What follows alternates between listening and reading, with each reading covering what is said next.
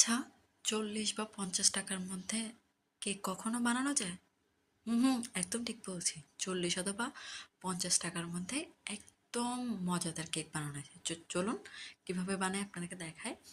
আমি হচ্ছে যে এরকম চকলেট বিস্কিট নিয়ে নিয়েছি, আপনারা যে কোনো ব্র্যান্ডের বিস্কিট নিতে পারেন। আমি হচ্ছে ফার্স্টে বিস্কিটগুলো খুলে নিব।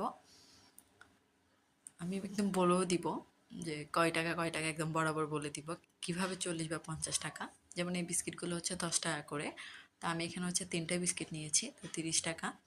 তারপর হচ্ছে এই যে ক্রিমগুলো দুই ভাগ, মানে বিস্কিটগুলো দুই ভাগ করে ক্রিমগুলো হচ্ছে যে সরিয়ে নিব।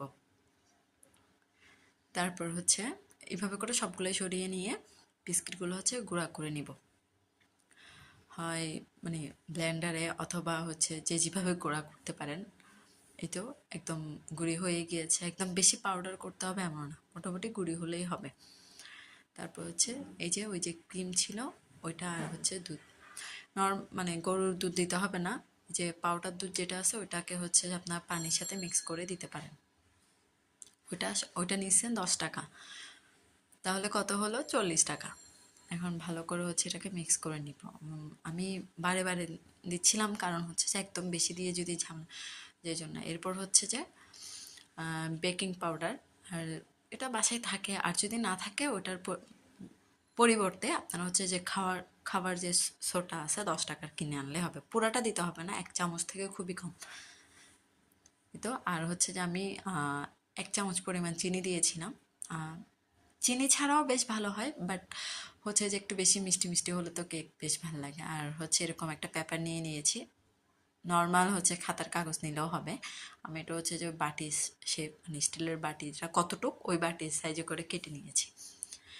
আর এখানে হচ্ছে বাদাম আর হচ্ছে কিশমিশ কুচি দিব। এটা হচ্ছে অপশনাল, এটা চাইলে দিতে পারেন, না চাইলেও দিতে পারেন, এটা হচ্ছে আপনাদের ব্যাপার। তো আমি হচ্ছে যে এটা জাস্ট একটু সুন্দর দেখানোর জন্য উপর থেকে দিয়ে দিয়েছি। এখন হচ্ছে এরকম একটা বড় একটা ডেক্সি নিয়ে হচ্ছে ওইখানে পানি দিব। এখন আমার কাছে হচ্ছে স্ট্যান্ডটা ছিল না, তো আমি হচ্ছে এরকম ঢাকনাকে দিয়ে ওইটার উপর দিব।